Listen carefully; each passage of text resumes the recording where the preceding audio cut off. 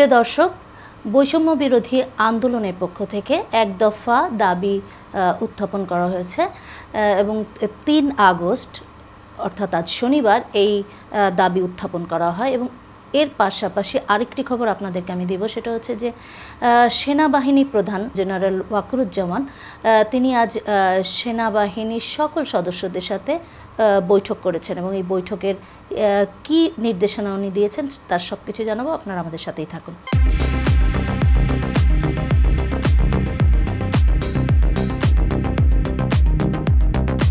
প্রথমে জানাচ্ছি বৈষম্য বিরোধী আন্দোলনের যে এক দফা দাবি তার কথাটি। আজ বিকেলে শহীদ মিনারে বৈষম্য বিরোধী আন্দোলনের পক্ষ থেকে এই এক দফা দাবি উত্থাপন করা হয় এবং সেই সময় হাজার হাজার মানুষ সেই শহীদ মিনারে সমবেত হয়েছিলেন। বিভিন্ন পেশা শ্রেণীর, শুধুমাত্র ছাত্ররাই যে ছিলেন তা না, তবে ছাত্রদের অংশগ্রহণই সবচেয়ে বেশি দেখা গেছে। আজকে আমাদের স্বাধীন মিডিয়ার টিম সেই জায়গায় উপস্থিত ছিলেন। তারা বিভিন্ন জায়গায় গেছে, শাহবাগে গেছে, সব জায়গা থেকে দলে দলে মানুষ শহীদ মিনারে উপস্থিত হয়েছিলেন এবং সেই ঘোষণায় যা বলা হয়েছে আমি আপনাদেরকে জানাচ্ছি।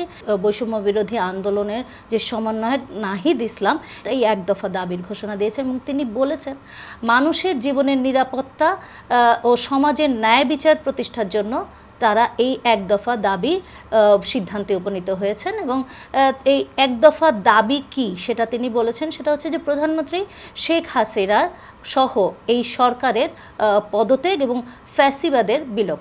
তিনি বলেছেন এমন একটা বাংলাদেশ গঠন করতে হবে, এমন একটা রাজনৈতিক বন্দোবস্ত তৈরি করতে হবে যেখানে আর কখনো কোনো ধরনের স্বৈরতন্ত্র ফ্যাসিবাদ ফিরে আসবে না, এই প্রত্যাশা তিনি করেছেন। এবং সে সময় ছাত্র জনতা এবং সাধারণ মানুষ যারা উপস্থিত ছিলেন সমস্বরে তার এই দাবি এবং তার এই ঘোষণার প্রতি সমর্থন জানিয়েছেন। রবিবার ৪ আগস্ট থেকে সর্বাত্মক অসহযোগ আন্দোলনেরও ঘোষণা দেওয়া হয়েছে এই সভা থেকে। এবং এই অসহযোগ আন্দোলনের ব্যাপারে তিনি যা বলেছেন যে পাড়ায় পাড়ায় মহল্লায় মহল্লায় সকল মানুষকে সংগঠিত হওয়ার আহ্বান জানিয়েছেন। আপনারা জানেন যে ১ জুলাই থেকে এই বৈষম্য বিরোধী আন্দোলন শুরু হয়, সেটা তখন ছিল কোটা সংস্কার আন্দোলনে। সেটা পরবর্তীতে যখন ১৬ জুলাই সংঘর্ষে জড়িয়ে পড়ে এবং ৬ জনের নিহত হয়, শহীদ হয়, তারপর থেকে এটা অত্যন্ত বেগবান লাভ করে এবং পরবর্তী সময়ে এ পর্যন্ত পত্রিকার খবর অনুযায়ী ২১৬ জন নিহত হয়েছেন। তবে কোনো কোনো সূত্র বলছে আরও অনেক অনেক অনেক বেশি। যেই অসহযোগ আন্দোলনের যে নির্দেশনা দেয়া হয়েছে, যে এই অসহযোগ আন্দোলন বলতে বৈষম্য বিরোধী আন্দোলন কি বুঝাতে চাচ্ছে সেই বিষয়টা আপনাদেরকে আমি জানাচ্ছি।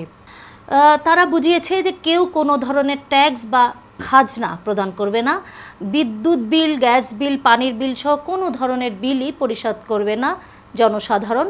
সকল ধরনের সরকারি বেসরকারি প্রতিষ্ঠান, অফিস আদালত ও কলকারখানা বন্ধ থাকবে এবং কেউ অফিসে যাবেন না, মাস শেষে ঠিকই বেতন তুলবেন যতদিন পর্যন্ত না সরকারের পতন ঘটবে।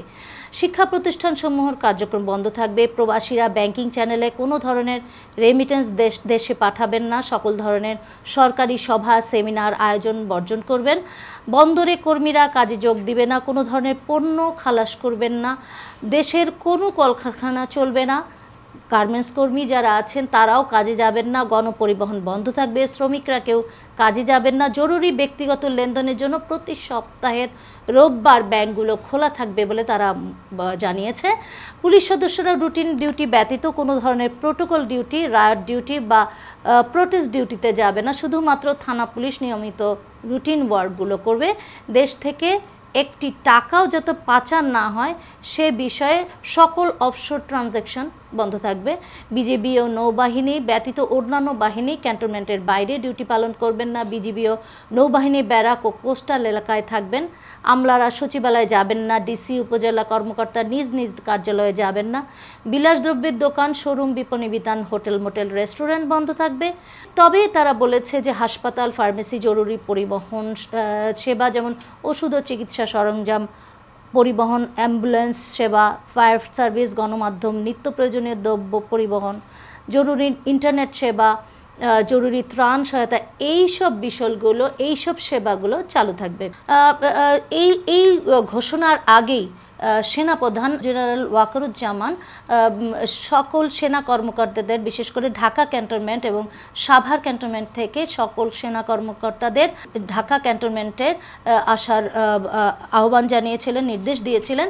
ঢাকা ক্যান্টনমেন্টের হেলমেট অডিটোরিয়ামে এই সভাটি অনুষ্ঠিত হয়েছে এবং সেইখানে শুধুমাত্র যে উপস্থিত হয়েছেন অফিসাররা তা না, একই সাথে ভার্চুয়ালিও অংশগ্রহণ করেছেন অনেকে। দুপুর 1:30 থেকে 3টা পর্যন্ত এই সভা অনুষ্ঠিত হয়েছে এবং এই সভায় সেনাপ্রধানের কাছে সকল কর্মকর্তারা, সিনিয়র জুনিয়র সকল কর্মকর্তারা অনেক ধরনের প্রশ্ন উত্থাপন করেছেন এবং সেই ক্ষেত্রে সেনাপ্রধান তাদের উত্তর দিয়েছেন এবং তাদের পরিস্থিতি বর্ণনা করেছেন।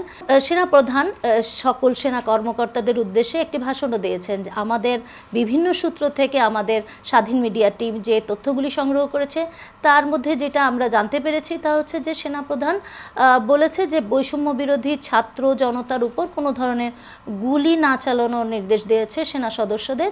তবে তিনি বলেছেন সোশ্যাল মিডিয়ার পোস্টকে অন্ধভাবে বিশ্বাস না করার নির্দেশ বলেন, পরামর্শ বলেন, সেটা দিয়েছে এবং সেই সাথে বলেছেন যে পক্ষপাত দুষ্টু এ ধরনের কোনো ইনফরমেশন বিশ্বাস না করতে এবং গুজবকে এড়িয়ে চলতে তিনি পরামর্শ এবং নির্দেশ দিয়েছেন।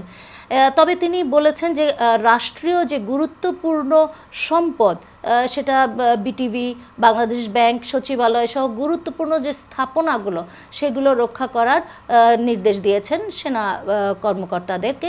তিনি বলেছেন যে এই পর্যন্ত সেনাবাহিনীর কোনো সদস্যদের গুলিতে কেউ নিহত হয়নি, তবে 5 জন বেসামরিক ব্যক্তি আহতের খবর তার কাছে আছে বলে জানিয়েছেন। আমরা যে সূত্র থেকে জানতে পেরেছি সেই সূত্র জানিয়েছেন যে এক সেনা কর্মকর্তা জানিয়েছেন যে তাদের ট্যাঙ্কে আগুন লাগানো হয়েছে, সেই ক্ষেত্রে তারা কি ধরনের রিয়াকশন করবে বা তারা চুপচাপ থাকবে কিনা।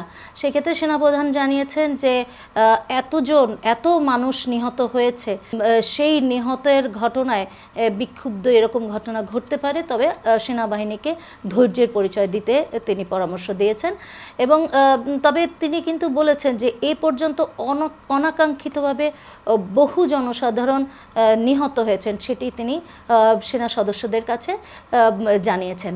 সকল কিছু বিবেচনায় দেশের পরিস্থিতি ভয়াবহভাবে উত্তাল হয়ে রয়েছে, আপনারা জানেন দর্শক, এবং সেই সাথে সর্ব জায়গায় বিভিন্ন ধরনের বিক্ষোভ হচ্ছে, পাড়ায় পাড়ায়, মহল্লায় মহল্লায় বিক্ষোভ হচ্ছে, জনসাধারণ মাঠে নেমে আসছে, এরকম ঘটনা ঘটেছে। তার মধ্যে যেটা ঘটেছে, এর মধ্যে আমরা যেটা খবর পেয়েছি সেটা হচ্ছে চট্টগ্রামে শিক্ষামন্ত্রীর মহিবুল হাসান চৌধুরীর বাসভবনে হামলা হয়েছে। তার বাসভবনের সামনে রাখা গাড়ি ভাঙচুর হয়েছে এবং একটি গাড়িতে আগুন লাগিয়েও দেয়া হয়েছে বলে আমরা জানতে পেরেছি। তবে সে সময় তিনি কিন্তু বাসায় ছিলেন না, একথাই আমরা জেনেছি এবং এই বাসাটি কিন্তু এক সময় থাকতেন, আপনারা জানেন যে মহিবুল হকের বাবা সাবেক city mayor ABM Mohiuddin Chowdhury. Mohibul Hoque সে সময় বাসায় না থাকলে তার পরিবারের সদস্যরা কিন্তু এ সময় বাসায় ছিলেন। এছাড়া চট্টগ্রাম 10 আসনের সংসদ সদস্য মোহাম্মদ মহিউদ্দিন বাচ্চুর কার্যালয়েও আগুন দেওয়া হয়েছে। তবে শিক্ষামন্ত্রীর বাসায় যে এই যে আগুন দেওয়া হয়েছে বা হামলা হয়েছে, এর কিন্তু বৈষম্য বিরোধী আন্দোলন তার সহ সমন্বয়ক তালাত মাহমুদ বলেছেন যে এই ধরনের হামলার সাথে বা আক্রমণের সাথে তারা বৈষম্য বিরোধী আন্দোলন কোনোভাবেই জড়িত ছিল না। দর্শক, আপনারা বুঝতে পারছেন দেশের কি অবস্থা।